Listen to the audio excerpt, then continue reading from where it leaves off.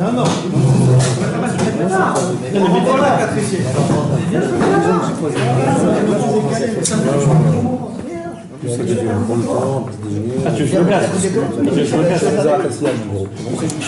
Tov. Nana.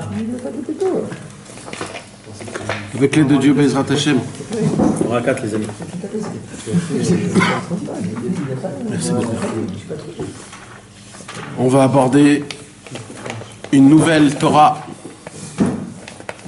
un nouveau monde, une nouvelle conversation, complètement. Celle-là, elle va nous tenir 6 mois. Quelques mois. Une très belle Torah. Une grande découverte. Mamash, une grande découverte, Bémet. La première Torah, elle parle de la grandeur de la Torah. La deuxième Torah, elle parle de la grandeur de la prière. La troisième Torah, elle parle de la mélodie. Et la quatrième Torah, elle parle de la grandeur et de la puissance de la parole. De quelle parole? Ne croyez pas que vous savez de quoi on va parler. Parce que dans cette Torah, on ne va pas parler ni de la Shana, ni de combien c'est grave les choses. Non, on va parler d'un autre sujet complètement, mais on va voir par un autre sujet comment la force de la parole, elle est grande. Et c'est pas pour rien que Rabbi Nachman, il va nous donner tout simplement, mamash, des conseils, mamash, des vrais, pas des conseils, pardon, des conditions, comment créer un vrai lien avec le tzaddik. Pourquoi c'est important d'être attaché à un tzaddik? Qu'est-ce qu'il faut faire pour pouvoir puiser, profiter, boire, téter de la puissance du tzaddik, et qu'est-ce que ça m'apporte à moi? On va parler aussi de combien le tzaddik se cache, combien il est caché, combien il est rabaissé. Vous savez, ça, c'est des notions que aucun livre au monde en a parlé. Aucun livre au monde a parlé de ces notions-là. Aucun. Combien le tzaddik, il doit se cacher, se rabaisser. C'est des choses qu'on ne peut même pas s'imaginer. Et bien sûr, par-dessus tout, un des sujets très importants qu'on va parler de la Torah, la confession devant un pieux. Se confesser. Faire le vidouille devarim, qui fait partie des bases, des conditions pour créer un lien avec le tzaddik, pour que le tzaddik puisse te tracer un chemin pour se rapprocher d'Hachem. Alors, avant de commencer cette Torah, il y a normalement 2 histoires à raconter. Mais moi, je ne vais pas vous raconter les 2 histoires, je vais vous raconter qu'une seule histoire. La deuxième histoire, je vais la raconter, si vous pouvez me rappeler, si vous pouvez, Bezrat Hashem, à la fin qu'on va terminer cette Torah. Pourquoi? Parce que la deuxième histoire, on pourra mieux la comprendre après qu'on aura vu tous les points dans la Torah. Pourquoi? Parce que ça, c'est quelque chose de fabuleux, comment Rabbi Nachman de Breslev, avec tout ce qui se passait autour de lui, il faisait de ça une Torah. Tout. Il y avait un truc, il y a un monsieur qui est venu, il lui a demandé quelque chose, il avait un problème, et le monsieur... Plein de trucs. Tout ça est dedans cette Torah. Comment Rabbi Nachman faisait tout rentrer dans la Torah. Il y avait des rabbanim qui faisaient des miracles, je ne sais pas comment. Rabbi Nachman, lui, comment il changeait toute la nature en disant une Torah. Il disait un enseignement, et il faisait comme ça, de faire des choses. Un jour, moi j'avais un rêve toujours, peut-être un jour je vais le faire, c'était de créer un livre de refoua, de guérison. Pourquoi?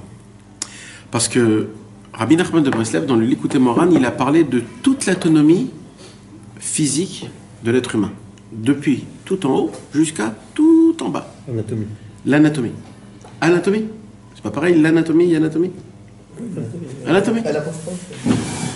D'accord, Rabbi Nachman. Maintenant, mis à part ça, il y avait des gens qui sont venus et qui avaient des maladies. Par exemple, sa fille était malade de l'œil.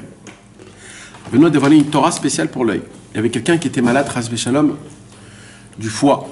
Il a créé une maladie pour le foie. Il y avait quelqu'un qui avait le cancer, il a dit une maladie pour le cancer. Il y avait quelqu'un qui avait la maladie dans le sang, il a créé aussi une Torah pour la maladie dans le sang. Il y a quelqu'un qui avait la maladie que quand il va aux toilettes, il y a beaucoup de sang qui coule.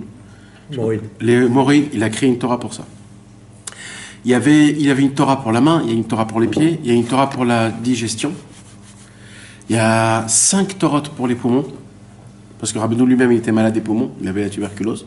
Donc il dévoilait des Torotes, et chaque Torah qu'il dévoilait, il se rajoutait encore quelques jours, quelques mois. Toute personne qui avait un problème, il disait une Torah, la personne elle repartait sans aucun problème. Pareil pour une femme qui doit avoir des enfants. Pour ça, Rabbeinu il a consacré les 13 comptes. 13 comptes de Rabbi Nachman, c'est fait pour avoir des enfants. Chaque chose, il y a des... Rabbi Nachman a tout dévoilé. Mais ça, c'est pas considéré comme des Nissim, Non, ça, en vérité, d'où vient le malheur? Le malheur, c'est pas un malheur, Chas v'Shalom. En fait, c'est un manque. C'est comme, par exemple, comment je vais te dire ça? C'est comme, par exemple, je vais dire ça grossièrement, d'accord? Imagine-toi un monsieur, il va mal parce qu'il lui manque de vitamines, ça et ça et ça. Dès qu'il va recevoir ses vitamines, tout va revenir dans le bon chemin. C'est un rééquilibrage. Ah, c'est un rééquilibrage. Tout, c'est un problème d'équilibrage. Tout. La maladie, c'est 4 éléments. L'eau, le feu, l'air et la terre. Akadosh Baruch Hu, il a fait que tout doit avoir un dosage à la perfection. Et au moment où il y a un dosage à la perfection, normalement, ces quatre mélanges font que l'être humain va bien. Maintenant, quand il y a un problème dans un des 4 éléments, dans certains dosages, ça fait qu'il y a des problèmes. Il faut juste rééquilibrer les choses. C'est aussi simple que ça. Et comment on sait quelle Torah correspond à telle chose? Alors, c'est ça. C'est que il y a plein d'histoires sur des personnes qui sont venues. Par exemple, la Torah qu'on va étudier ce soir, mes amis, c'est une guérison, je ne sais pas comment ça s'appelle en français, pour la maladie des os. C'est un remède. L'ostéoporose. C'est quand les os ils sont faibles, ils se cassent. Ouais. C'est ça. Ça, c'est la maladie de... C'est la Torah pour cette maladie-là. Un jour, un monsieur est venu chez Rabbi Nachman de Breslev. Ça sera Bezrat Hashem. Le maître, il y a un livre qui s'appelle L'atonomie de la Neshama. C'est un livre qui a été fait par Rabbi Nachman de Breslev. C'est un livre qui a été fait par le Likutei Moharan, qui commence depuis le cerveau jusqu'au pied, tout le cœur. Hein? Comment il s'appelle? L'Atonomia chez la Neshama. Ah ouais? Ouais. Mais il est diffusé aujourd'hui? Ouais. Ouais, d'accord. Ouais. Je sais pas si... Ouais, mais il est diffusé. Mais lui, il a mal fait, parce que lui, il a trop fait par... il a mis juste... Moi, je dis que la personne qui est malade, s'il lit la Torah et la prière, c'est fini. Il y avait un ami à moi, il s'appelait Avraham Cohen. On a parlé de lui le cours dernier. Il avait la maladie partout. Mamash partout. Il avait la leucémie, il avait le cerveau. Il avait partout, Chas v'Shalom, partout. Il avait 40 ans, il n'était pas marié. Il avait quitté l'histoire la plus horrible qui puisse exister au monde, jusqu'à qu'on lui dit, écoute, voilà, c'est fini, appelle tes copains, il te reste une semaine à vivre. Ça y est, c'est rentré dans le cerveau. Dans quelques jours, tu vas plus voir, tu vas plus... Et ça sera terminé. Maintenant, le mec, il était comme ça, etc. Non, on allait toutes les semaines chez lui, etc. Et il en avait marre de tout ça, il en avait marre, malgré que c'était un Breslev, et il en avait marre qu'on lui dise ça. Et moi, j'étais comme ça à côté, je lisais le Likutei Moharan, et d'un coup, je vois la Torah 1 de la deuxième partie du Likutei Moharan. Et je commence à lire, et Rabbeinu, il dit comme ça. Non, alors voilà, alors là-bas, Rabbeinu, il dit, et il y a une maladie, que cette maladie, elle dort, on ne la connaît pas. Et elle envoie des racines partout, elle envoie des racines dans le corps, partout. Elle va, et on ne sait pas qu'il y a des racines. Et il dit, jusqu'à qu'un jour, il commence à retrouver des sentiments, mais là c'est trop tard, pourquoi? Parce que toutes les racines, ils sont déjà envahies. Dès que j'ai lu ça, j'ai eu un flash, d'un coup comme ça tout de suite, je dis, écoute mon ami, écoute-moi, prends Torah, elle est longue, je sais qu'elle est longue, en plus c'est dur pour toi, tu n'arrives pas à regarder, fais Torah de Tfila, Likutei Moharan Aleph, Likutei Tfilot Aleph, tous les jours, Torah de Tfila sur ça. Et il a fait Torah Tfila sur ça, Torah Tfila sur ça. Aujourd'hui, c'est un mec, ça fait 15 ans qu'il n'a plus de maladie, c'est un jabari comme ça, un grand, oh, il parle comme ça et tout ça. C'est un vrai miracle. Mais quand je vous dis un vrai miracle, c'est un vrai miracle, monsieur. Un vrai miracle. Il avait 7 ou 8 sortes de cancers, que Dieu nous en préserve. Il a encore tous des trucs, c'est spécial, c'est des trucs qu'on ne peut même pas s'imaginer la force c'est quoi le Likutei Moharan. Nous, on croit que c'est juste des enseignements, des petites paroles, des petits conseils. Rabbi Nachman, il va Bezrat Hashem, il va renouveler le monde en entier avec ces paroles là qu'on va étudier Bezrat Hashem. Et les Sipurei Massiot? Sipurei Massiot, c'est Cerveau plutôt, non? C'est pour les enfants. C'est ça, Sipurei Massiot. C'est pour tout. C'est pour tout. Sipurei Massiot, c'est tellement puissant qu'on peut même pas s'imaginer. D'abord, ça te réveille, les Sipurei Massiot. Le Sipurei Massiot, c'est pour réveiller la personne. Et pourquoi tu dis que c'est pour les enfants? Parce que Rabbi Nachman, il a dit aussi que toute personne qui n'a pas d'enfant, s'il est les Sipurei Massiot, pour avoir des enfants. Les Sipurei Massiot, la ségoula qu'il y a dans les Sipurei Massiot, c'est une ségoula. Hein. Ne faites pas la... Il faut faire une différence. C'est pas que pour ça. C'est une ségoula en plus, tu comprends? En plus, elle a aussi une force de... Même les Torotes. En plus de tout, ils ont une force de guérir. Mais là, on parle juste de la ségoula, on ne parle pas du concept en lui-même. Le concept en lui-même, il est énorme, d'accord? Sipurei Maasiot, la ségoula qu'il y a dans le Sipurei Maasiot, c'est pour avoir des enfants. Même ceux qui ont des enfants et qui veulent avoir encore d'enfants, le méchané, tu comprends, pour tout ce lien-là. Donc la Torah qu'on va étudier aujourd'hui, Bezrat Hashem, ça va guérir, Bezrat Hashem, tous nous, nos enfants et nos parents, et ceux qui sont malades dans ça, et que nous ne tombons pas malades dans ça, Chas Shalom. Et les Dakala pour tout, Bezrat Hashem. D'accord? Maintenant, on va étudier donc la Torah d'Alet. Comment il s'est passé la Torah d'Alet? Un jour, Rabbi Nachman de Breslev, d'abord la Torah d'Alet, elle a été dévoilée au tout début que Rabbi Nathan, je ne sais même pas si Rabbi Nathan il a entendu la Torah d'Alet ou pas. C'était encore avant que Rabbi Nathan il s'est rapproché de Shalom Aleichem. Encore avant qu'il s'est rapproché de Rabbeinu. C'était encore avant qu'il habitait à Breslev. C'est quand il habitait à Zlatipolier. À Zlatipolier, c'était juste avant qu'il habitait à Breslev. Il n'habitait pas encore dans la ville de Breslev. Et là-bas, il avait, devant lui, ils étaient venus, tous ses élèves anciens. C'était qui ces élèves anciens? C'était Rabbi Aaron, le Rav de Breslev, Rabbi Yudel et Rabbi Shmuel Isaac. D'accord, Rabbi Yudel et Rabbi Shmuel Isaac. C'était les trois les plus grands tzadikim qu'il y avait à l'époque de Rabbeinu, des élèves. Les trois, ils étaient les trois bien plus vieux que Rabbi Nachman. Rabbi Nachman, il était tout jeune. À cette époque-là, il avait à peu près, je vais vous dire comme ça, grosso modo, il avait entre 29 ans et 30 ans quand il a dévoilé cette Torah-là. Rabbi Aaron, le Rav de Breslev, il avait bien après 50. Et Rabbi Yudel et Rabbi Shmuel Isaac, ils avaient aussi bien après les 60 ans. Donc c'était des tzadikim qui étaient déjà très anciens. Maintenant, il y avait là-bas aussi, il y avait le Maguid de Torovice. Le Maguid de Torovice, c'était aussi l'élève de Rabbeinu qui avait bien plus que 90 ans, qui était Rav sur 72 pays. Et que quand il arrivait dans chaque pays, les gens, ils ne faisaient pas Tachanoun ce jour-là. Ils s'habillaient en Shabbat en honneur du Maguid qui était venu. 72 villes ou 72 pays? Pays. Et il y en a qui disent... Contrées, ils disent. Il y en a qui disent 82. Mais à l'époque, c'était énorme. Tu t'imagines même pas comment la Russie, l'Ukraine, elle est énorme. Et donc, c'est des pays. Mais qu'est-ce qui se passe? Et le Maguid de Trovice qui était complètement annulé à Rabbi Nachman de Breslev, complètement. Et que Rabbi Nachman, il avait à peine 30 ans. Même pas, 29, 25. Il y avait aussi le gendre du Maguid de Trovice. Le gendre du Maguid de Trovice, il s'appelait Rabbi Yitzhak Isaac de Trovice. Je sais que je vous dis plein de noms, mais c'est pas grave, c'est très important d'écouter. Rabbi Yitzhak Isaac de Trovice, c'était un tzaddik, c'était mamage, c'est de la folie, parce que quand on parle de ça, nous on dit des élèves. Mais il faut que vous compreniez quelque chose, que si Rabbeinu il n'était pas là dans l'histoire, chacun c'était un tzaddik, que tout le monde en parlerait, qu'aujourd'hui il y aurait des élèves et des élèves. On a vu que Rabbi Yudel, il parlait même à Rabbeinu quand il était déjà mort. Mais vadaï. Maintenant, ce qu'il faut que vous compreniez, que c'était des tzadikim énormes. Par exemple, on dit que Rabbi Shmuel Isaac, Eliyahu venait étudier avec lui la Torah. Et un jour, Rabbi Shmuel Isaac, il était dans le voyage pour aller chez Rabbi Nachman à pied parce qu'il n'avait pas d'argent. Alors Eliyahu, il est venu, il a dit, on a une chavouta ensemble. Pourquoi t'es pas à l'heure? Il lui dit, écoute, j'ai pas le temps, moi je vais chez Rabbi Nachman. Si tu veux, tu reviens. Comme ça va marcher. C'était des personnes de niveau à dire à Eliyahu, écoute, reviens plus tard. Vous comprenez de quoi on parle? Donc Rabbi Nathan, Rabbeinu a dévoilé cette Torah-là devant eux. D'accord? Dans cette Torah, on va apprendre un sujet qu'on va Bezrat Hashem bien étudier dans la Shulchan Aruch, dans beaucoup de thèmes. C'est le Vidui Dvarim.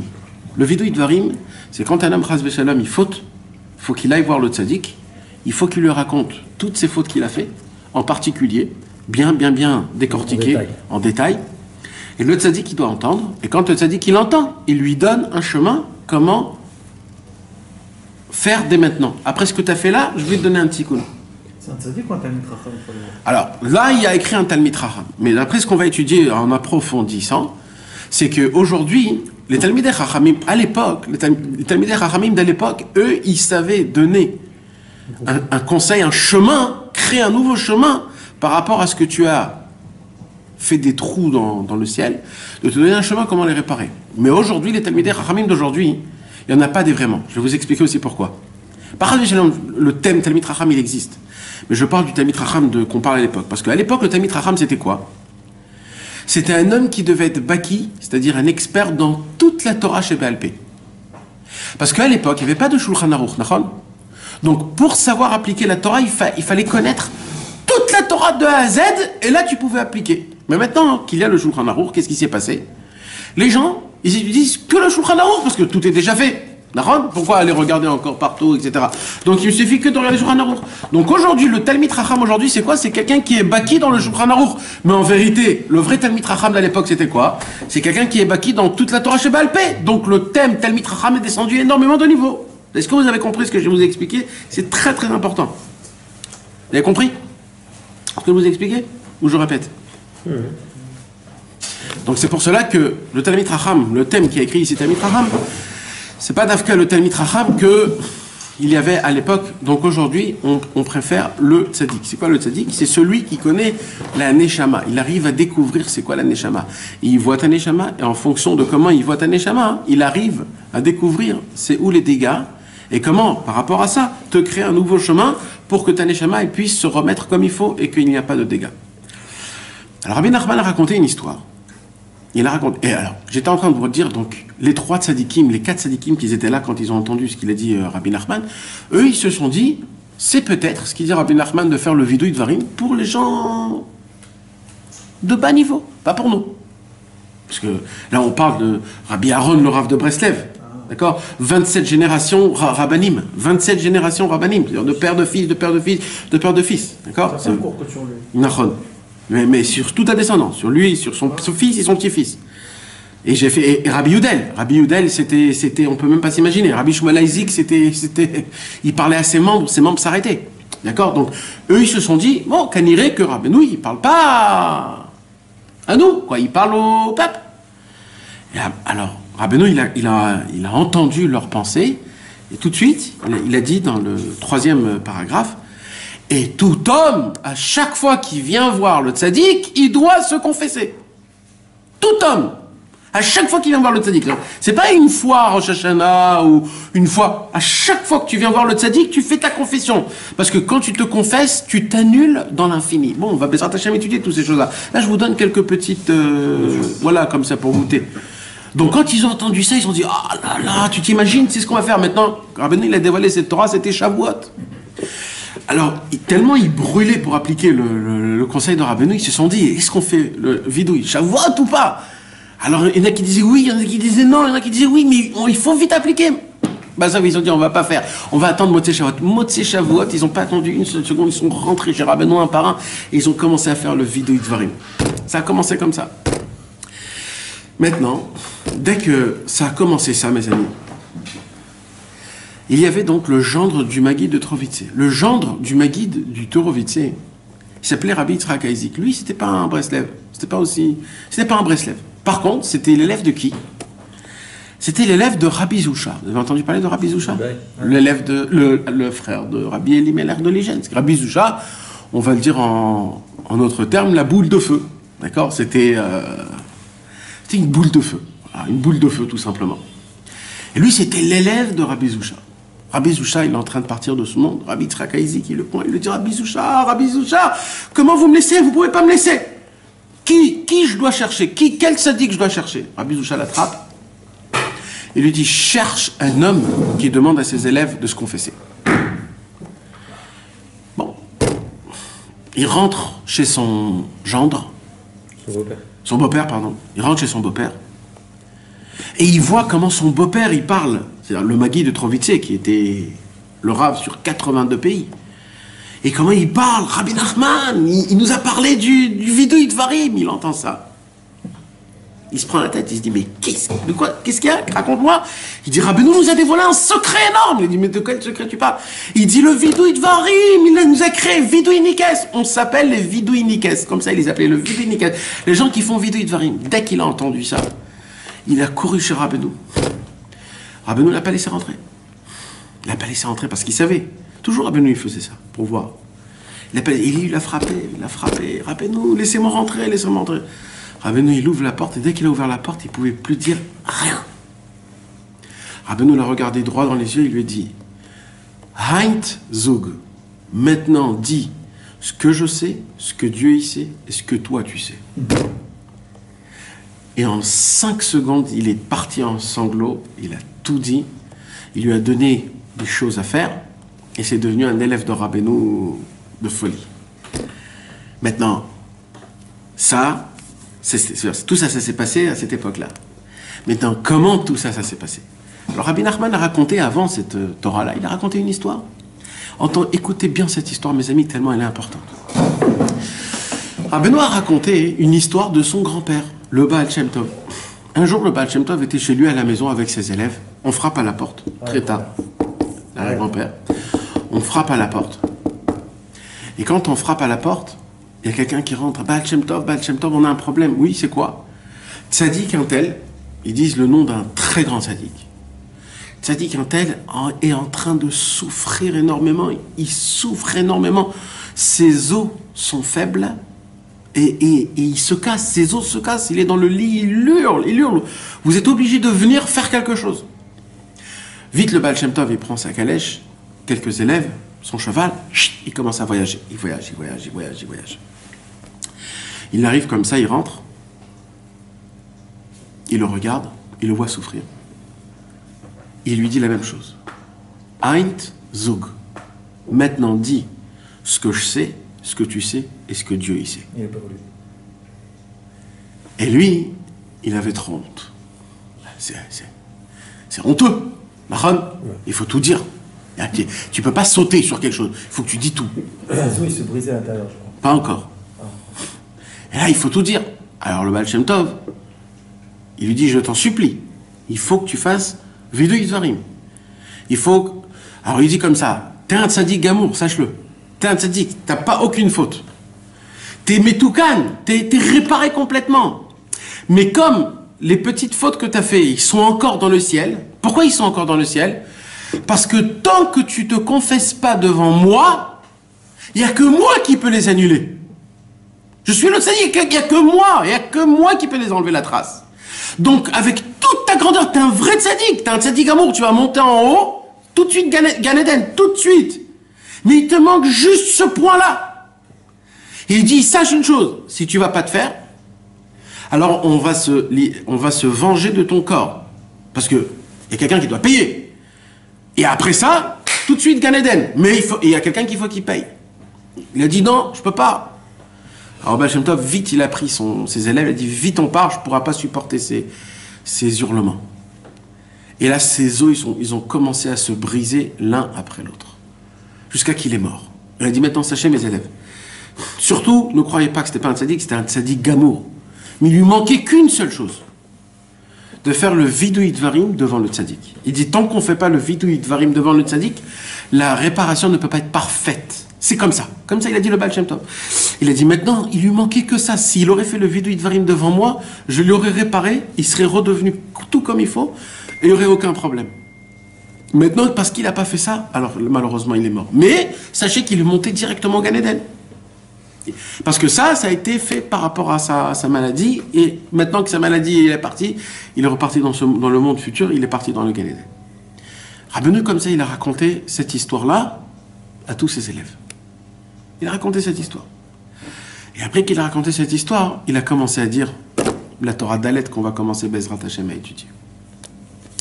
Alors, avec l'aide de Dieu, on va essayer de commencer la Torah Dalet.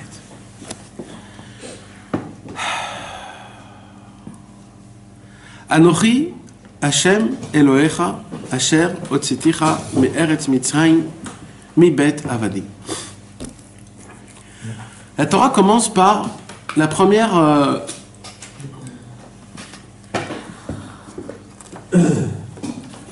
le premier commandement. C'est quoi le premier commandement? Je suis Dieu. Quel Dieu? Je suis Dieu. Anochi Hashem Elohecha, comment on peut dire? Je suis Hashem ton Dieu, qui t'a fait sortir de l'Égypte. Alors écoutez mes amis. Ça s'appelle Esereta Dibrot. Dibrot veut dire en hébreu, Dibrot, il y a du mot, Dibour. Dibour c'est parole. Alors il y a Dibour et il y a Avaya. D'accord? Il y a Dibour et il y a Avaya. Avaya c'est être. C'est le verbe être. Je suis, nous sommes, vous êtes, je ne me rappelle plus c'était quoi comment on dit. Je suis, tu es, il est, je, tu, il, ne, vous, il. Alors, là, ça reste quand même. Bekitso, donc, sachez que depuis le jour où Akadosh Baruch Hu, il s'est dévoilé en tant que Dieu et qu'il a dit dans le monde, je suis Dieu, le monde en entier a reçu une vitalité qu'elle n'existait pas avant. Akadosh Baruch Hu a créé le monde, et quand Akadosh Baruch Hu a créé le monde, il s'est caché. Le monde était fade. Le monde était fade. Même avec Avraham, Yitzhak, Yaakov, Yosef, le monde était fade. Parce que toute la création du monde, tout ce que le monde a été créé, Akadosh Baruch Hu, il a créé le monde, toute la création se disait où est Hachem? Les arbres se posaient la question. Les fruits, tout était fade, tout était pas comme il faut. Il y avait des problèmes, vous savez qu'il n'y avait pas les 4 saisons. Les 4 saisons, ils bougeaient pas comme il faut, ils venaient pas en temps, il y avait des problèmes de culture, pas de culture, de récolte. Il y avait des problèmes, ça se faisait pas normalement. Il y avait des problèmes, le monde était fade. Il n'y avait pas un sens au monde. Pourquoi? Parce qu'il n'y avait pas encore la Torah et Dieu n'était pas dévoilé. Le jour où Akadosh Baruch Hu, il a dit haut et fort, Anochi Hashem Elohecha, je suis Hashem, votre Dieu, il a fait rentrer par sa parole Akadosh Baruch Hu. Entre parenthèses, mes amis, vous vous imaginez qu'il y a une chose qu'Akadosh Baruch Hu, il fait exactement comme nous? C'est quoi? Parler. Vous imaginez comment c'est énorme la parole? Vous imaginez comment c'est énorme la parole? Dieu, il parle comme nous. Il nous a donné ce cadeau. Normalement, c'est que pour les dieux. Parler, c'est que pour les dieux, normalement. C'est que pour les dieux.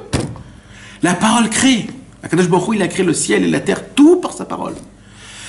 Ah ben, quand Akadosh Baruch Hu, il a dit Anochi Hashem Elohecha, qu'est-ce qu'il a fait? Il a fait rentrer, il a fait sortir par sa bouche, Kaviachol, une sorte de buée, de vent, de vitalité qu'il a fait rentrer dans toutes les créations du monde et qui a maintenu toute la création et qui a donné un but à toute la création du monde. Pourquoi? Parce que toute la création du monde s'est dit, Akadosh Baruch Hu, il a fait une condition de créer le monde avec qui? Avec le peuple juif. Quoi? Que le jour où Akadosh Baruch Hu va leur proposer la Torah, s'ils disent oui, le monde continue, s'ils disent non, le monde retourne au tohu vavohu. Donc toute la création du monde, ils étaient en lahat.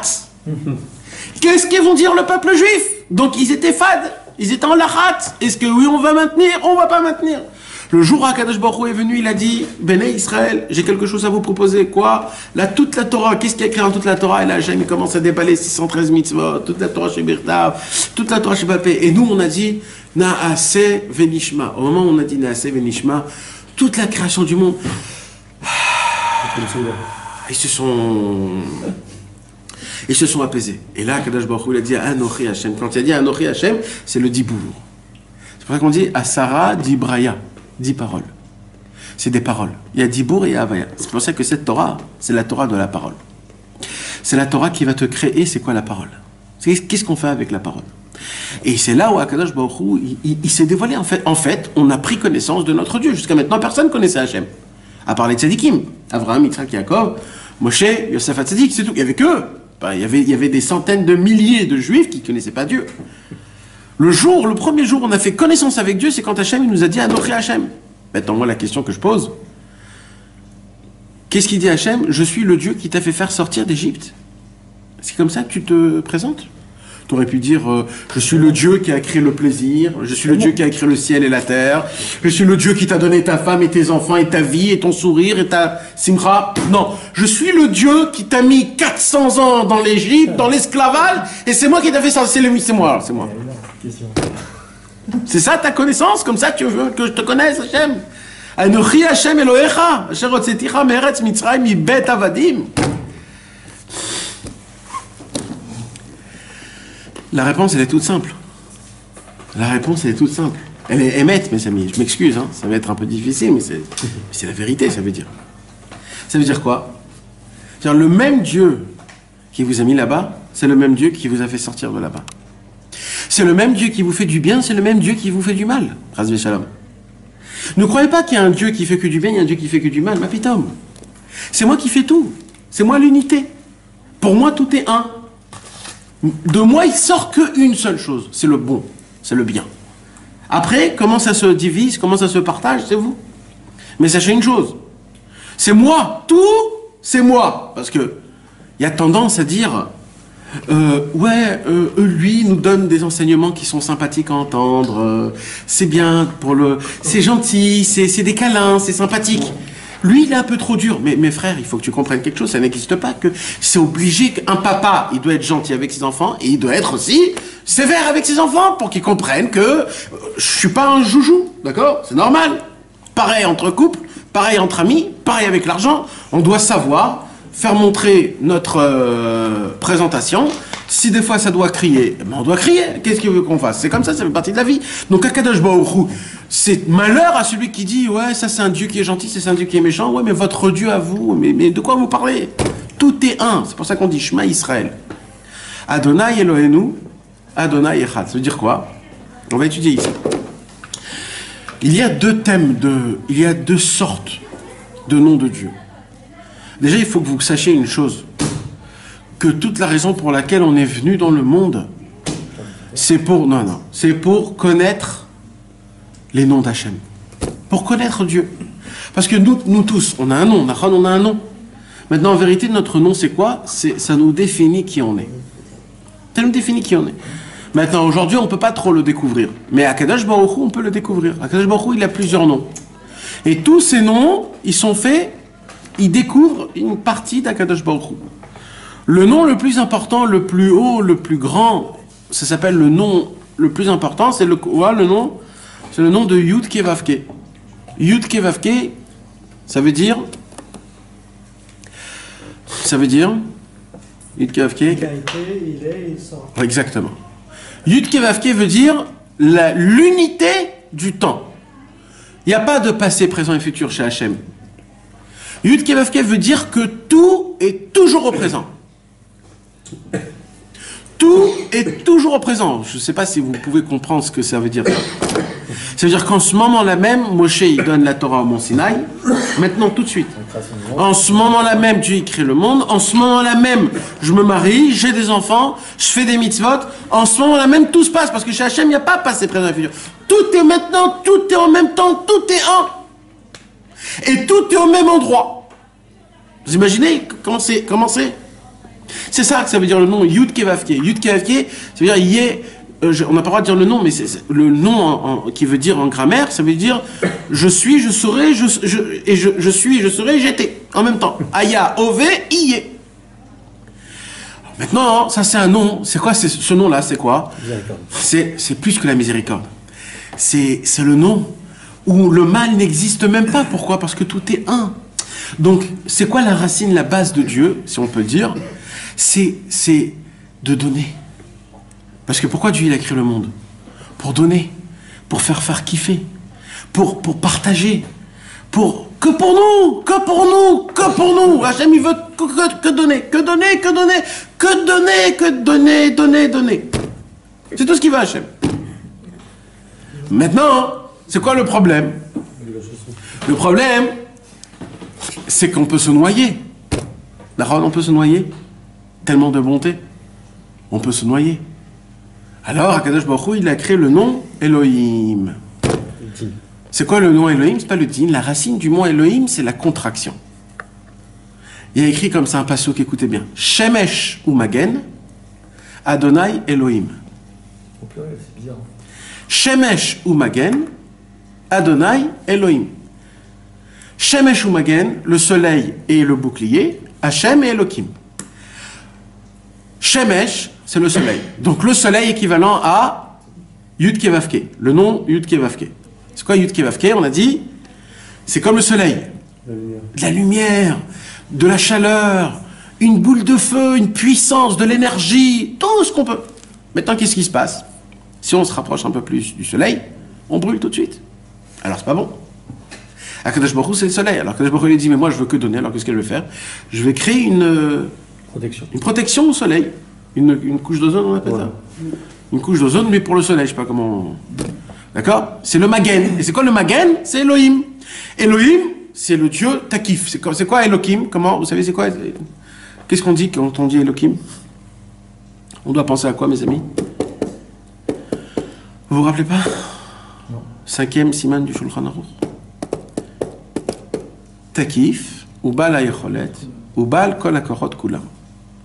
Le nom de Elohim, c'est puissance, persévérance, le patron, le chef de toutes les forces qu'il y a dans ce monde-ci. Donc là, on parle de quoi? D'un guerrier, on va dire. C'est plus un guerrier, où il y a des lois, il y a des barrières. C'est pas tout donné. Il faut travailler, il faut aller à droite, il faut aller à gauche, il faut faire tout ça. C'est ça Elohim. Elohim, c'est la contraction. Il te contracte. Tu peux pas tout recevoir tout d'un coup. Tu peux pas. Donc Akadosh Baruch Hu, il a écrit le nom de Yud Kei Vav Kei qui est rempli de miséricorde, et il a écrit le nom de Elohim qui est de la rigueur, qui est fait pour créer des barrières, pour pas qu'on se brûle trop, pour pas qu'on soit envahi par la donation de Akadosh Baruch Hu. Maintenant, donc, quand les choses vont bien, on parle de Yud Kei Vav Kei, parce que les choses vont bien. Quand les choses vont mal, alors c'est Elohim. C'est un peu difficile, je comprends pas. Pourquoi Jémi me fait ça? C'est difficile. Alors je comprends pas. Alors c'est sûr que je crois que tout est pour le bien, mais c'est difficile pour moi de comprendre. Alors ça c'est le nom de Elohim. Alors comment il y a écrit dans la Torah? Comment ça commence? Bereshit bara Elohim. Et Hashamayim v'etaretz. V'aretz hayta tohu v'avu v'choshecha pnei tehom. V'ruach Elohim merachefet al pnei hamayim. Vous allez voir que dans toute la création du monde, il n'y a que des Elohim. Pourquoi? Parce qu'il y a écrit, au début de la création du monde, Akadosh Baruch Hu, il a voulu créer que le monde que par la rigueur. Il a vu que le monde ne tenait pas, qu'est-ce qu'il a fait? Il a associé. C'est où qu'il a associé le nom de Yud Kei Vav Kei? Il n'y a pas un petit Tanakh ici?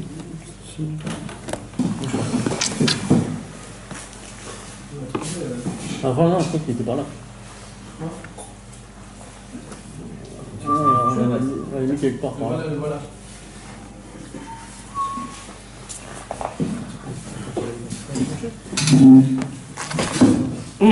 Regardez comment ça remonte.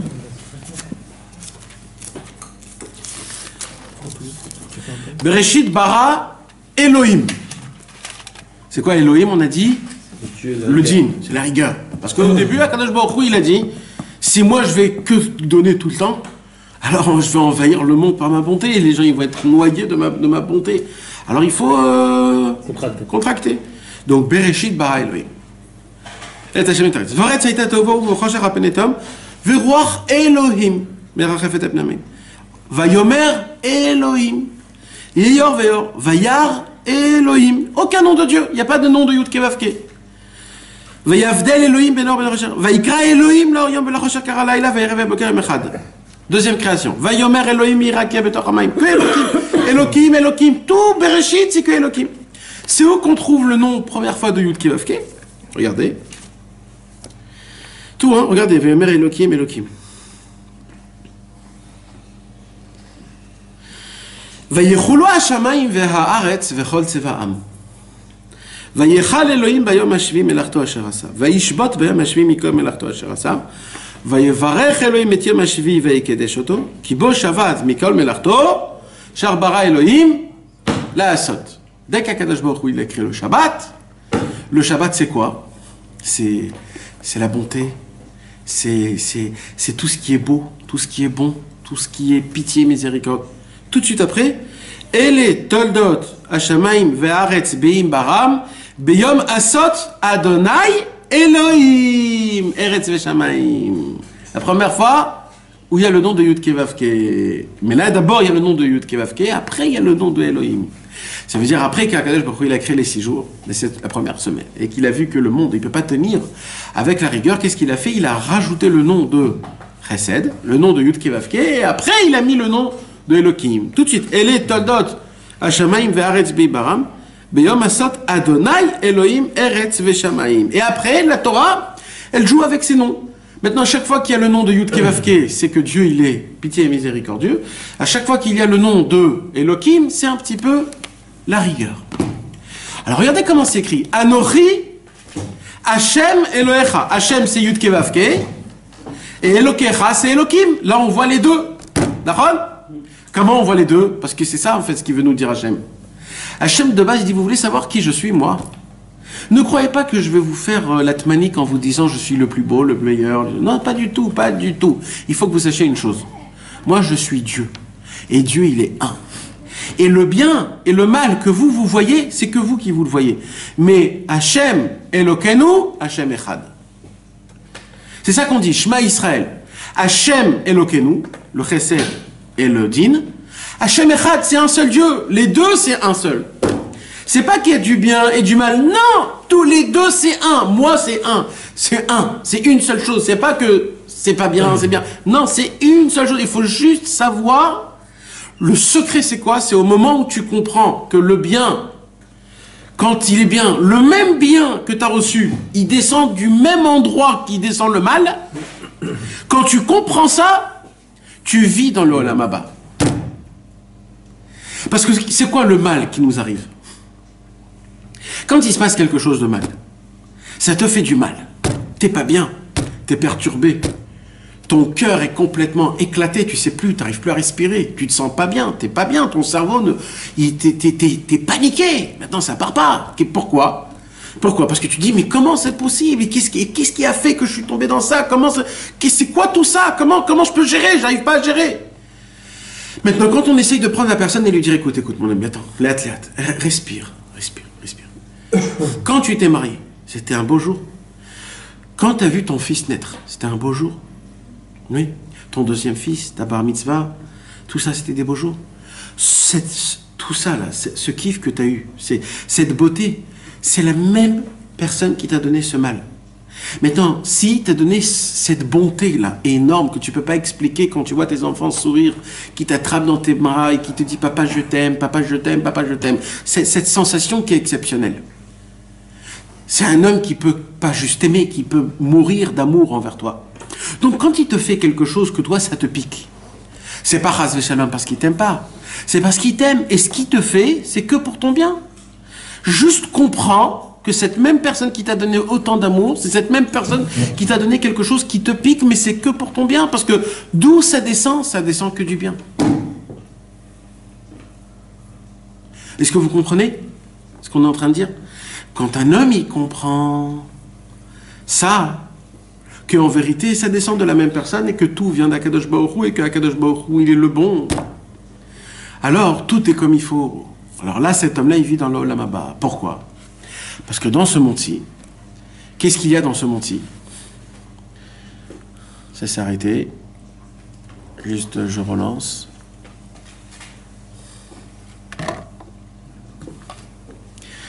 Parce que qu'est-ce qu'il y a dans ce monde-ci? Dans ce monde-ci, on ne peut pas tout comprendre. Il y a des choses qui ne fonctionnent pas comme il faut. J'arrive pas à tout comprendre. Est-ce que je peux comprendre d'un mal que c'est pour mon bien à moi? Je peux pas le comprendre, ça. Je peux pas le comprendre. Par contre, dans le Olam Haba, oui, je vais pouvoir le comprendre. Dans le Olam Haba, je pourrai le voir. Que tout ce qui m'est arrivé, c'est pour le bien. On va me remercier sûrement.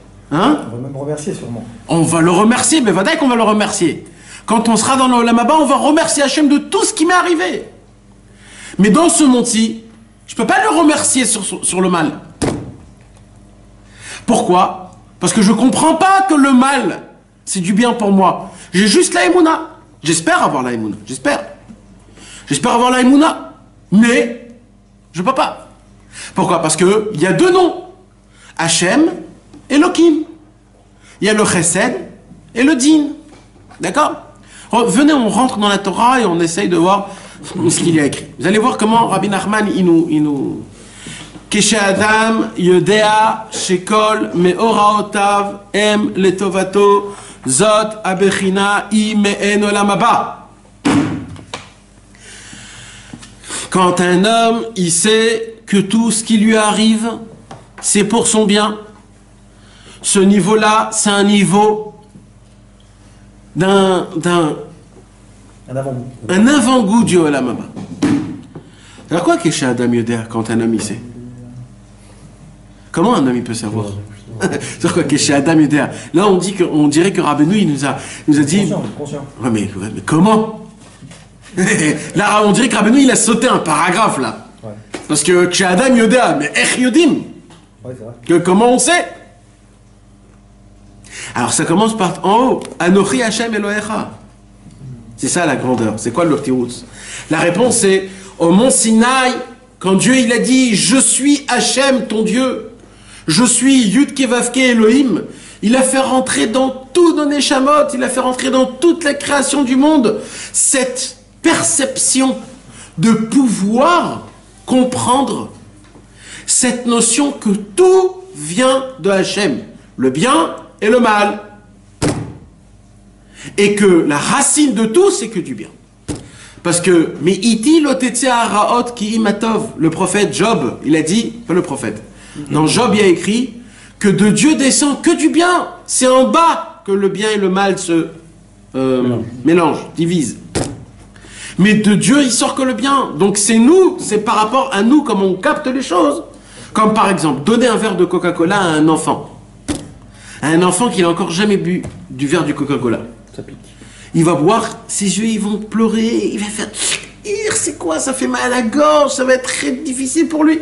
Maintenant, donner à un mec qui l'attend là, il peut boire une bouteille, ça lui fait plus rien, ses yeux ils ont rien du tout, le mec il arrive tout à... Comment c'est possible? C'est chacun ce sentiment, pareil, Akadosh Baruch Hu, il fait descendre une seule lumière. Maintenant, c'est cette lumière-là, par rapport à cette lumière-là, que ça se disperse. Chez une personne comme ça se fait comme ça, chez une personne comme ça se fait comme ça. Il y a écrit comme ça. Il y a écrit que quand Akadosh Baruch Hu nous a ouvert la mer, tout le Ham Israël a vu Hachem. Comment ils ont vu Hachem? Comme un héros de guerre. Adonai, Gibor Milchama, comme ça on dit dans les Échelles. Hein? Comme Elohim. Comme Elohim. Et quand ils l'ont vu au mont Sinaï, ils l'ont vu Kezaken Malé Rachamim, comme un vieux rempli de pitié et de miséricorde. Alors là, ils se sont dit, il y a un problème là. Parce qu'ils ne savaient pas que Dieu était un. Ils se sont dit, peut-être il y a plusieurs dieux. Il y a le dieu de la guerre, il y a le dieu de... Et ils se sont dit, il y a plusieurs dieux. Tout de suite, Akadosh Baruch Hu, il a dit, Anochi Hashem Elohecha. C'est moi le même. Celui qui était à la mer et celui qui est ici, c'est le même. Je suis le même, mais j'ai plusieurs habits. J'ai plusieurs anagotes, comment on dit, comportements. Comment je dirige le monde. Alors comment un homme il peut savoir... Ah, maintenant.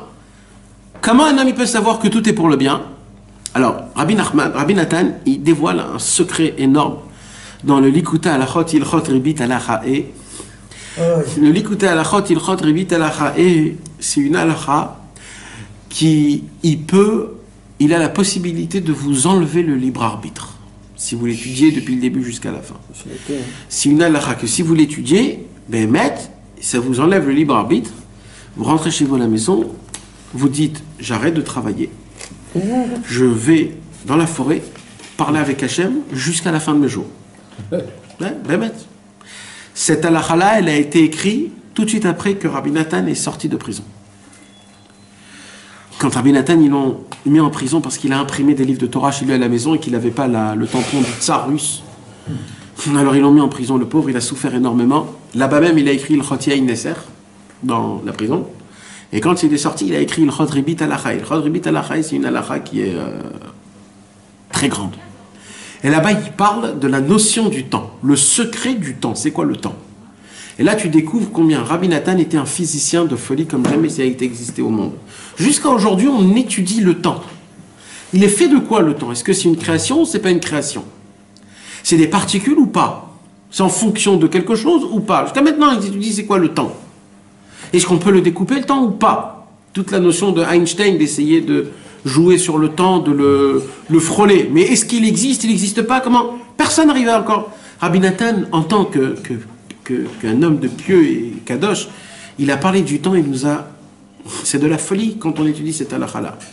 Juste comme ça, une toute petite goutte, je vous dis une toute petite goutte, il dit Rabbi Nathan, vous voulez savoir d'où vient la racine? Là, il nous parle pas... là, il nous parle théoriquement être humain, c'est-à-dire pas juif, pas goy, même c'est un goy. Là, je parle même pour un goy. Il dit Rabbi Nathan, vous voulez savoir d'où vient tout le sentiment du bien et du mal? Que du temps. Tout ce qu'on ressent, c'est par rapport au temps. Tout. Quand j'ai envie de manger quelque chose, pourquoi j'ai envie de manger quelque chose? Du thon avec de la mayonnaise. Pourquoi? Parce que ça fait 2-3 jours que j'ai pas goûté. Par contre, si j'ai goûté le thon de mayonnaise il y a 1 heure, est-ce que j'ai envie tout de suite du thon de mayonnaise? Non. Donc c'est quoi qui fait la notion du kiff, de l'envie, de la salive? C'est le temps. Ça va si t'attends un petit peu à le faire. Oui, oui. Tout il dit c'est le temps. Maintenant, un problème. D'accord? Le moment où tu entends le problème, c'est un tonnerre exceptionnel. Ça te démonte ton cerveau. Même sans avoir la solution, 2-3 jours après, c'est moins fort. D'accord? Pourquoi? Le temps est passé. T'as encaissé. Voilà. Et ainsi de suite. Après, tu vas voir comment Defka c'était bien. Defka, grâce à ça, il y a eu ça. Tout c'est une histoire de temps, il dit Rabbi Nathan. Il dit Rabbi Nathan, au moment où tu t'attaches au nom Yudke Vavke, c'est quoi Yudke Vavke? On a dit Miséricorde. passé, présent, futur. C'est-à-dire qu'Akadosh Baruch Hu ne dépend pas du temps. Tu vas découvrir Olam Haba, il dit Rabbi Nathan. Et Rabbi Nathan donne des instructions comment le faire. Regardez comment c'est énorme. Il te dit que le temps en fait n'existe pas. Le temps n'existe pas, c'est une particule dans le cerveau qu'Akadosh Baruch Hu a appuyé sur le truc. Au moment où il a pris, un petit compteur, il nous a mis le compteur, c'est tout. Mais de base, il dit c'est pour cela qu'il y avait des tzadikim qui pouvaient retourner dans le temps. Ils pouvaient passer dans le temps. Il y a ce qu'on appelle cette chose-là, de pouvoir sauter dans le temps. Comme Moshe Rabbeinu, Rabbi Shimon Bar Yochai, le Harizal, le Baal Shem Tov, ils sont repartis dans le temps. Ils sont revenus dans le temps. Ils jouent, toutes ces... Nous, on ne peut pas comprendre ces choses-là, parce que nous, on est dans le temps, dans l'espace. On ne peut pas.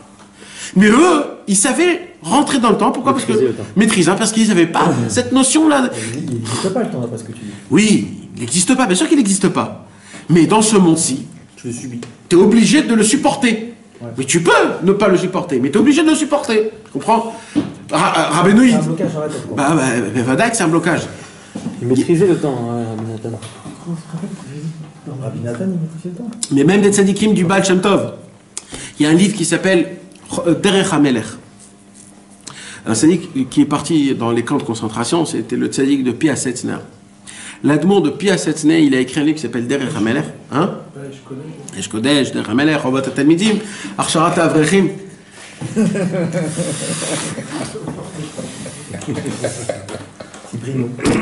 Et là-bas, dans le livre Derech HaMelech, il y a un Mahamar qui s'appelle Mahamar HaAshkata. C'est quoi le Mahamar HaAshkata? Le silence intérieur. Il donne c'est une page, hein, pas plus. En une page, il te dit comment on arrête le temps. Une seule page. C'est un travail qui est très difficile, mais il te dit voilà, c'est applicable. Il dit quoi? Comment t'arrêtes le temps?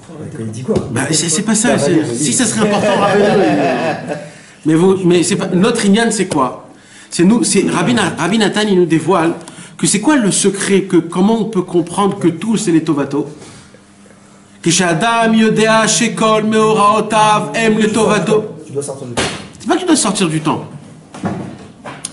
Je sais pas si c'est ça le mot. Sortir du temps. C'est le maîtriser. C'est que le temps n'a pas d'emprise à toi. Ouais. C'est ça le Inyan. Tu sais, une fois, il y a une histoire comme ça. Ils avaient demandé comment Rabbi Nathan il peut étudier autant dans une journée. Nachon. Il a dit je dors vite. Nachon. Je dors vite. Ouais. Oui, il a dit ça, je crois. Si, si. C'est pas vrai. Ça veut dire beaucoup de choses, je dors vite. Ouais. Voilà, parce qu'il maîtrisait le temps. Il y avait une histoire de Rabbi Uri de Strelisk. Rabbi Uri de Strelisk, c'était un très grand tzaddik. Il adorait Rabbi Nathan. C'était un tzaddik vraiment d'une valeur... il n'y en a pas des tzaddikim comme ça. C'était le genre de tzaddik que quand il priait, tellement qu'il criait, parce que lui, tout son lien, c'était de crier en priant. Et tellement qu'il criait en priant, ça coulait du sang de ses pieds. Et tous les jours avant d'aller à la prière, il allait chez sa femme et ses enfants et il disait « Adieu, ma famille. Adieu. Je ne sais pas si je vais revenir dans la prière. » Vous rigolez, hein? Eux, ils pleuraient. Je peux te dire qu'eux, ils pleuraient. Parce que c'était sérieux. C'était pas du fou. Comment il s'appelle, t'as dit? Rabbi Uri. Rabbi Uri de Strelisk.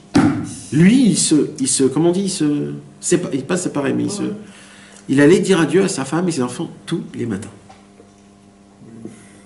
Un jour, il a dit Shema Israël d'une grandeur tellement haute que le plafond est tombé. Il a crié Shema Israël, le plafond, il s'est écroulé. Ouais. Un jour, il y a un grand tzaddik, un autre, pareil, une monture, Rabbi Tzvi Hirsch de Zidichov. Il a dit Rabbi Uri, apprends-moi c'est quoi les kavanotes de Shema Israël. Il a dit quoi, Baba? Qu'est-ce que t'as dit? Les kavanotes de Shema Israël. Il a dit mais moi je connais pas ce genre de choses-là. Moi, je vais dire comment je fais le Shema Israël. Il a fermé ses yeux, il a fait Shema Israël, tellement il a eu peur de Dieu, toutes ses dents sont tombées de peur. Il a dit voilà, comme ça, c'est ça mon Shema Israël. C'était ça au Rabbi Uri de Strelisk. Maintenant, un jour, Rabbi Uri de Strelisk, c'était Yom Kippour. Alors imaginez-vous, si Yom Kippour, dans une truc normale, c'est une journée en entière. Alors chez lui, qu'est-ce que c'était? Un jour, ils sont venus, ses élèves, chez Rabbi Uri, ils ont dit, écoute Rabbi Uri, on t'adore, mais c'est trop. Tu peux pas terminer la prière de Kippour à Sukkot. Tu peux pas. tu peux pas. On jeûne, on a de la famille, tu peux pas. Essaye d'avoir un peu de pitié. Alors Rabbi Uri a dit, bon écoute, vous savez quoi? À quelle heure vous voulez finir? Il a dit, non, on veut finir comme tout le monde. Même Rabbeinu Tam, si tu veux. Rabbeinu Tam, comme tout le monde. Rabbi Uri a dit, ok, c'est à quelle heure? On dit, ça vers 8h30 du soir, on veut d'être après Arvit. Pas de problème, il a regardé. Il a dit, dans cette montre, quand il y aura 8h30 du soir, on sera dehors. Il a arrêté la montre. Ils ont commencé à prier. Ils ont commencé à prier, tout qui pour. Et eux, ils sont là-bas. Maintenant, ils sentent que c'est un peu long quand même. Ils sentent que c'est un peu long, un peu long. C'est un peu long. La journée, elle n'était pas un peu longue. Ils voient que c'était très long même. Et c'était très très long. Après, le soir, il tombe. Mais comment c'est possible que ça bouge autant lentement, la montre? Comment c'est possible? C'était long et long. Ils n'en pouvaient plus. Ils ont senti que... Il y en a même des gens qui étaient en train de près de s'évanouir. Qu'est-ce qui se passe? Qu'est-ce qui se passe? Dès qu'il était 8h30, bidiouk, ils ont terminé vite. Ils sont tous rentrés chez eux. Dès qu'ils rentrent chez eux, ils voient que tout le monde sort de l'ordre de la synagogue. En fait, il s'est rien passé. Ils ont dit, bah voilà, on est sortis comme tout le monde. Qu'est-ce qui s'est passé? Ils sont rentrés chez Rabbi Uri. On a dit, Rabbi Uri, t'es obligé de nous dire ce qui se passe. Parce que là-bas, on a senti que c'était des années qui sont passées dans ce jour de... Il dit, je vais vous dire la vérité, j'ai arrêté le temps. J'ai prié comme j'avais envie. J'ai arrêté le temps. J'ai fait que le temps, il soit très lent, très lent. Dans le monde en entier, j'ai fait rentrer une perception chez tous les êtres humains du monde que le temps, il s'est élargi pour que je puisse prier ma prière de Kippour comme il faut. Vous imaginez de quoi on parle, mes amis? Non. Il a dit en vérité, il y a beaucoup plus que 24 heures qui s'est passé là. Il y a beaucoup plus. Mais, vous m'avez dit 8h30, j'ai fait 8h30. Vous comprenez, c'est pas que qu'est-ce qu'on dit que... J'ai une question. Alors, tu as dit que Rabbi Nathan s'attachait à Yudke Vavke. Il y a un lien de s'attacher à Elohim ou pas du tout? Et pour quelle raison on s'attacherait à Elohim? Non, c'est pas de s'attacher à Yudke Vavke ou de s'attacher à Elohim, c'est pas ça le Inyan. Le Inyan, c'est de s'attacher à ce qui nous fait montrer le Yudke Vavke, c'est quoi? C'est pas le nom d'Avka, c'est ce que ça représente. C'est quoi ça représente? C'est le Yudke Vavke, c'est comme ça qu'aujourd'hui on peut pas s'attacher à Yudke Vavke. Mais l'équilibre, tu as dit qu'il était entre les deux. Non. Et Elohim. Ouais. Alors pourquoi l'unicité elle serait juste avec Yudke Vavke? Parce que le nom de Elohim, c'est que le nom pour ce monde-ci. Il y a écrit Bayom Aou, Iye, Adonai Echad, ou Shmo Echad. C'est-à-dire quoi? C'est-à-dire que dans le monde futur, il n'y aura plus de Elohim. On va appeler Hachem Yeho, etc. Pourquoi? Parce qu'on va comprendre, on va voir que même le mal, c'est du bien. Maintenant, nous, on a une possibilité de pouvoir vivre ça sans être complètement dedans, parce que c'est très difficile, mais de pouvoir au moins avoir la émouna que même les choses mal qui m'arrivent, c'est pour mon bien. Et ça, c'est le nom de Yudke Vavke. Tu ne peux pas le vivre, parce que tu ne peux pas le vivre. C'est impossible de le vivre. Akadosh Baruch Hu a fait qu'il y a le nom de Yudke Vavke et le nom de Elohim dans ce monde. Ed Malas, c'est comme ça.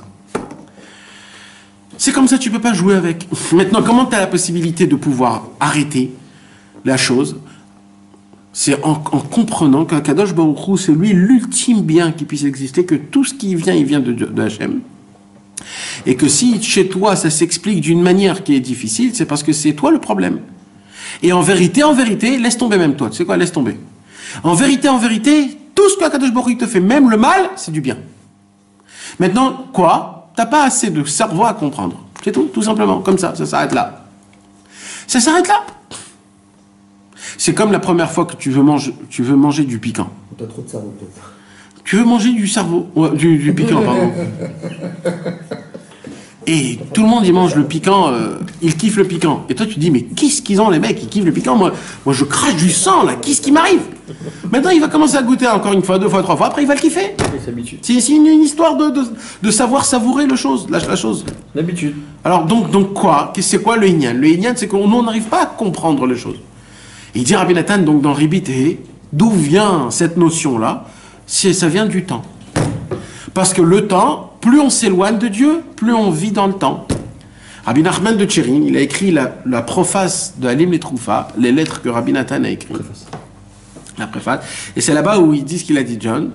Il a dit, si tu regardes la vie de Rabbi Nathan, qu'il a vécu 65 ans, mais dans ces 65 ans, on va laisser tomber 20 ans, les premiers 20 ans, qu'il n'était pas attaché à Rabbi Nachman. D'accord? Il s'est rattaché à Rabbi Nachman vers 21-22 ans. Dès 21-22 ans, il est mort à l'âge de 65 ans. Il y a combien de temps? Il y a 40 et quelques d'années. En 40 ans, Rabbi Nathan a écrit plus de 3000 pages de l'Ikouté à la Chot. Écoutez-moi, déjà. De l'Ikouté à la Chot. 3000 pages de l'Ikouté à la Chot. De son cerveau, son propre cerveau. Il a écrit des milliers de lettres à son fils et à tous les élèves. Il a construit un cloïs. Il a eu 6 ans de guerre totale, mis à mort, qui ne pouvaient pas rentrer chez lui à la maison. Il s'est occupé d'enfants et de petits-enfants des Chassidés Breslev qui ne pouvaient pas avoir les liens. Et c'est lui, il les a fait faire grandir, il les a appris la Torah, comme une petite école. Il a fait comme une petite école. Dans tout ça, Rabbi Nathan, il a imprimé les livres de Rabbi Nachman chez lui à la maison. Il a écrit tout ce que Rabbi Nachman lui a donné. Le Likutei Moharan, le Sefer Amidot, le Sipurim Massiot. Vous savez comment on imprimait à l'époque? C'était lettre par lettre. C'était comme un tampon, il fallait mettre les lettres dans une page et il frappait. D'accord? Imaginez-vous tout le Likutei Moharan, lettre par lettre, le mettre une feuille par feuille. Feuille par feuille. C'est lui qui collectait l'argent. Et c'est lui qui devait arranger l'argent. Il voyageait.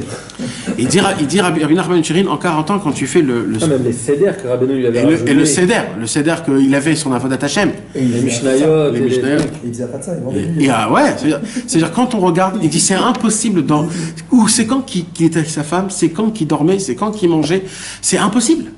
Parce que juste de créer le cloïs, de créer la bête à Knesset qu'il avait créé Rabbi Nathan, avec tous des paumés, ils n'avaient pas un seul rond, et il a fait une bête à Knesset aussi grande, c'est une viande entière de faire ça. Après, si tu regardes l'Ikouté à la Chot, tu te dis c'est un homme. C'était un papa. Et ils disent comme ça, quand on lit le Likouté à la Chot et quand on lit le Likouté de Philot, on ne peut pas comprendre que c'est la même personne qui l'a écrit. Parce que celui qui a écrit l'Ikouté de Philot, c'est qu'une personne qui est complètement chafal, vénusé. Ouais. C'est un homme qui est rabaissé, on dirait que c'est quelqu'un. Et quand tu lis l'Ikouté de la Chot, tu dis, mais c'est lui-même qui a écrit le Likouté de Philot. Mais c'est pas possible.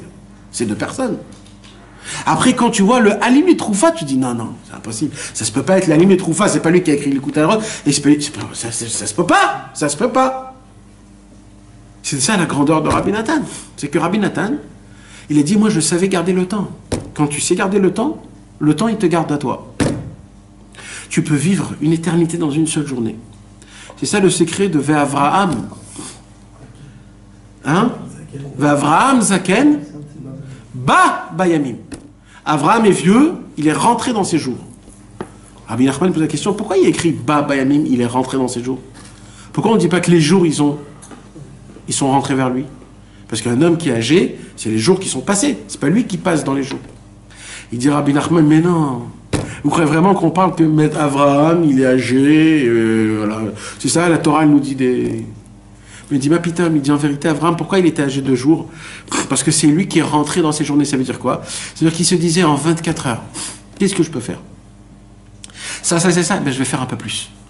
C'est Avraham Avinu qui rajoutait et qui allongeait ses journées.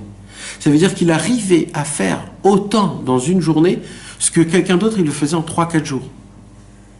Lui, il essayait de tout faire et ses journées s'élargissaient. Pourquoi? Parce qu'un homme, quand il essaye de faire de la Torah et la Avodat Hashem, comme la Torah et la Avodat Hashem, c'est pas matériel, c'est spirituel, donc tu peux faire un maximum dans ta journée, puisque la journée, c'est matériel. Donc tu peux faire un grand maximum, comme Yosef Hatzadik qui a appris toutes les 70 langues en une nuit. Moshe Rabbeinu a appris toute la Torah en 40 jours et 40 nuits. C'est possible tout ça? C'est pas possible. Mais c'est possible quand tu laisses la chose et tu laisses le temps. Le temps, il n'a plus de...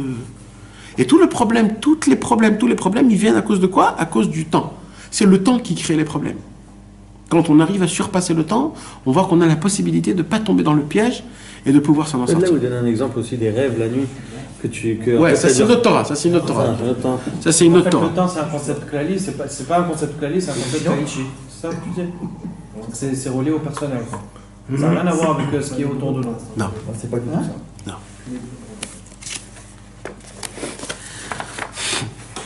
Qui est Moshe Katouv, comme c'est écrit, Ba'Hashem Alel Be'Elohim Alel Davar. C'est quoi Ba'Hashem Alel Be'Elohim Alel Davar? Alel Davar, Be'Elohim Alel Davar. Non, dans le Likutei Moharan première édition, il y a écrit Ba'Hashem Alel Be'Elohim Alel Davar.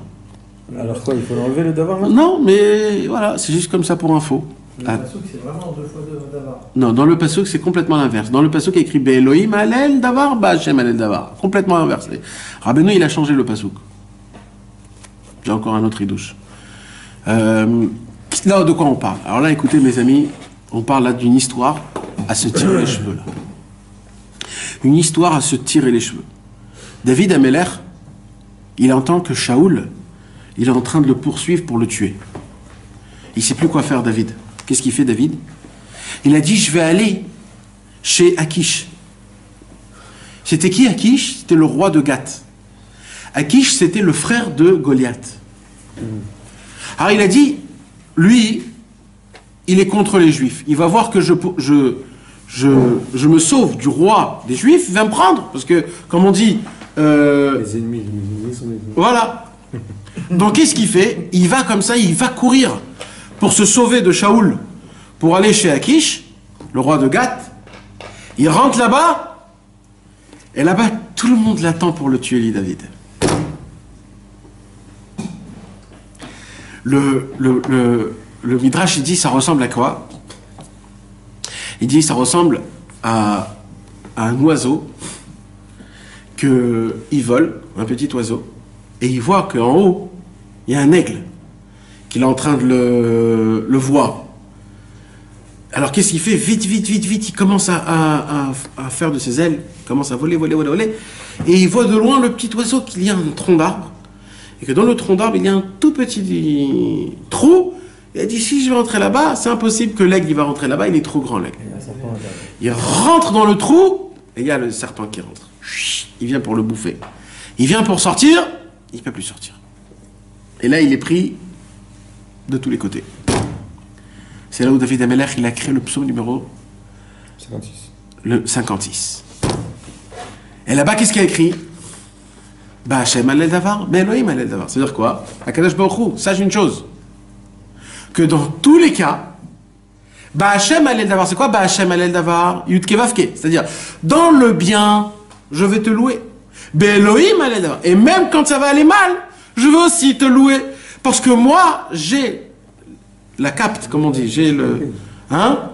J'ai la conscience de pouvoir comprendre que le bien et le mal, il vient de toi. Et que dans tous les cas, ce que tu veux, c'est pour le bien. Et de ça, il a créé le psaume 56. Imaginez-vous comment le psaume 56, il est exceptionnel. Il a dit, il faut le voir, mes amis, si vous avez le temps de le regarder dans la Bible, psaume 56, de lire ce qu'il y a, si vous avez le même OS dessus, alors c'est encore plus exceptionnel. Non, mais en français, là, vous allez ressentir c'est quoi, comment les paroles ils sont, comment c'est... On l'a ici en français? Ouais, tu peux essayer de voir, s'il te plaît, on termine avec ça, Bezrat Hashem. Je crois pas, voilà, il me traduit. Ah, faut pas exagérer. Je crois pas. Les psaumes, peut-être en français, vous n'avez pas les psaumes en français? Traduit, je crois pas. Hein. La Bible traduit, tu l'as pas? Non, le C'est vrai que c'est écrit l'inverse dans la télé. Ben Vadaï. Il a inversé le petit machin. Ouais. Yudke Vavke, c'est écrit ça. Ouais. Pas juste le... Et là, alors après, il enlève un mot d'Ava. Hein? Dans la première édition, il enlève même un mot. Ouais. Il y a toute une Torah dessus. Sur le fait qu'il enlève un mot? Ouais. Un mot et qu'il a échangé il y a ou il n'y a pas? Ça, je crois pas. Tu l'as en français? Vas-y, lis-le, John, avec intonation, doucement. En entier, ouais.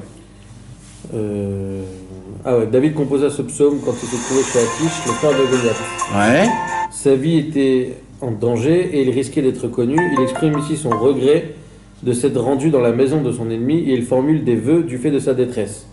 Au chef des chantres, sur la colombe muette et éloignée, Mithram de David, lorsque les Philistins le capturèrent à Gath. Dieu ait pitié de moi, car des hommes désirent m'engloutir. Chaque jour, les adversaires m'oppressent. Mes ennemis veulent m'engloutir chaque jour. Ils sont très nombreux à combattre, Dieu très haut. Au jour de ma crainte, c'est à toi que je m'en remets. Je louerai Dieu pour sa parole. Je louerai Dieu pour sa parole. Je louerai Dieu pour sa parole. J'ai confiance en Dieu. Je ne crains donc pas ce que pourrait me faire un homme de chair. Ça veut dire là, il se retrouve devant les guerriers avec l'épée devant. Les deux côtés. Voilà. Derrière, il y a Shaoul. Devant, il y a Goliath. Et qu'est-ce qu'il dit? J'ai confiance, je ne crains donc pas ce que pourrait me faire un homme de chair. Chaque jour, ils assombrissent mes propos, car toutes leurs pensées sont pour me nuire. Ils se réunissent, se cachent, observent mes pas, souhaitant capturer mon âme. Pourrait-il s'échapper en rétribution de cette injustice? Dieu provoque par ta colère la chute de ces peuples. Toi-même, tu as dénombré mes vagabondages de leurs faits. Tu as recueilli mes larmes dans ton outre. Ne sont-elles pas consignées dans ton livre? Si mes ennemis reculent, au jour où je t'invoque, je saurai que Dieu est avec moi. Quand Dieu juge avec rigueur, je célébrerai sa parole, c'est ça. Quand l'Éternel agit avec bonté, je célébrerai sa parole. Voilà. Donc, Pas de différence. c'est ça. Dans les deux côtés, Elohim et Hachem, dans les deux côtés, il y a cette puissance de pouvoir de pas tomber dans le fait. Et que dans tous les cas, il arrive à se sortir. À la fin du compte, il s'en est sorti, David Ameller. À la fin du compte, il s'en est sorti. C'est énorme la fin. Vas-y, continue. Je ne crains rien. J'ai placé ma confiance en Dieu, et je ne crains rien. Que pourrait me faire un homme contre moi? Quant à moi, Dieu, je m'acquitterai de mes vœux envers toi, je t'offrirai des sacrifices d'action de grâce, car tu as préservé mon âme de la mort, mes pieds de la chute, avant que j'avance vers Dieu dans la lumière de la vie. C'est incroyable. Hein. Il n'avait pas peur. Il est incroyable. Et c'est ça qui l'a sauvé. Et c'est ça, Mamash, qui l'a sauvé. Maintenant, Rabbi Nachman, il veut nous faire rentrer Bezrat Hashem dans ce concept. Il a commencé cette Torah pour nous faire montrer qu'en vérité, il ne faut pas qu'il y ait une différence entre le bien et le mal. D'ailleurs, il y a un pshat qui est exceptionnel du Baal Shem Tov. Qu'est-ce qui est écrit dans le Shulchan Aruch, au tout début du Shulchan Aruch? Shiviti Adonai, l'enegdi tamid. Shiviti veut dire chavé. Chavé veut dire égal. Je dois être égal ou égaliser à ma vue le nom de Yud Kei Vav Kei, c'est-à-dire de voir Yud Kei Vav Kei partout. Le Baal Shem Tov dit, moi j'ai un nouveau pshat. Quoi? Il dit Rabbi Baal Shem Tov. Il dit, c'est-à-dire quoi Shiviti? Il n'aurait pas pu dire je mets devant mes yeux, ou alors, c'est quoi le mot Shiviti? Shiviti, il dit, le mot veut dire égal, chavé, égal. C'est-à-dire quoi égal? Il dit, tout ce qui t'arrive dans ta journée, ça doit être pour toi égal. Tout, bien, mal, moins mal, fort, pas fort, tout doit être égal. Parce que tout vient d'Hachem. Ouais. Rien ne doit te faire perturber. Tout c'est normal. Moi, un jour, j'étais devant quelqu'un, il y a très longtemps, quand j'étais jeune. Il y avait un ancien Rassid Breslev qui était venu dans notre yeshiva. Et il nous donnait un cours tous les jeudis soirs, la nuit. Il nous donnait un cours. Et lui, son histoire à lui, c'est que la majorité de sa vie, il faisait la mendicité pour créer un grand local Breslev en Amérique. Parce que lui-même, sa famille habitait en Amérique, et comme il n'y avait pas de Breslev en Amérique, et que beaucoup de gens, il a fait rapprocher beaucoup de gens en Amérique, etc., et qu'il manquait un vrai local, donc toute sa vie, pendant des dizaines d'années, il a fait de la mendicité pour créer un local. Et il avait ramassé plein d'argent. Quand il a ramassé une grande somme d'argent, à l'époque, je sais pas combien, vraiment beaucoup d'argent, il a donné cet argent à un Kablan pour qu'il le construise. Il vient le jeudi soir, il commence à nous faire le cours, et il reçoit un coup de téléphone, il répond comme ça, il éteint le coup de téléphone, et il continue à faire le cours, 2 heures de cours. Et il repart comme si Après, le Rosh Yeshiva, il est venu, il nous a dit, vous voulez savoir c'était quoi qu'on lui a dit dans son téléphone? C'est que le Kablan, il s'est barré avec tout son argent, et des Noirs, ils se sont mis sur son terrain, il a tout perdu. Et lui, Il a fait le cours comme si elle était. c'est pas qu'il a fait le cours, quand il a entendu, il a fait comme ça, il a fermé, bon, il a continué, comme si toute sa vie, genre, le mec, toute sa vie, il n'y a plus rien, terminé, plus rien, toute sa vie. Vous imaginez comment c'est C'est lent. C'est une puissance. C'est quelque chose de très fort. Donc, Shiviti Adonai Lenegditamid, de pouvoir égaliser toute situation qui puisse m'arriver, parce que tout vient d'Hachem. Tout est du bien, tout est pour le bien. Et bien, Hachem, le cours prochain, on va parler du Nahum Ish Gamzu et de Rabbi Akiva. Gamzu Letova, s'il faut dire merci pour le mal, s'il ne faut pas dire merci pour le mal. Bezrat Hachem Yitbarach, à la tête de Dieu. Deuxième histoire, alors. C'est-à-dire que tu Non, À la fin de la Torah. Dans 6 mois. J'avais compris comme dit. Et un jour, on verra pas, alors. Là, vous êtes obligé de venir à tous les cours. Un jour, on aura le Shitor à Kadosh. On peut dire que par rapport à ce que la remarque que fait que parce que tu commences par Ba'Hachem à Alel Davar, que c'est le plus simple à faire, alors tu peux arriver à Be'Elohim à Alel Davar. C'est vrai qu'il a tourné la phrase. C'est toute une Torah, il a dit. Peut-être. Je peux te donner ça. Mais c'est une très longue explication, Où est l'explication? quelque part. Non, ben, Bezrat Hachem, on va en parler dès que j'arrive à bien le faire. Bezrat Hachem.